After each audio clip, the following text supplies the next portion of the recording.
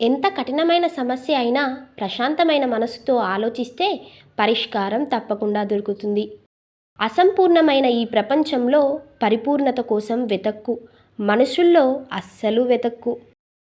నువ్వు ఏ పని చేయాలి అనుకుంటున్నావో ఆ పని నువ్వు చెయ్యి. అన్ని సమయాల్లో ఇతరులు నిన్ను ఏమనుకుంటున్నారు అనుకోవటం నీకు మంచిది కాదు. బద్ధకస్తునికి చాలా ఇష్టమైన ఒకే ఒక్క పదం రేపు. వీళ్ళు ప్రతి పనిని రేపటికి వాయిదా వేస్తారు.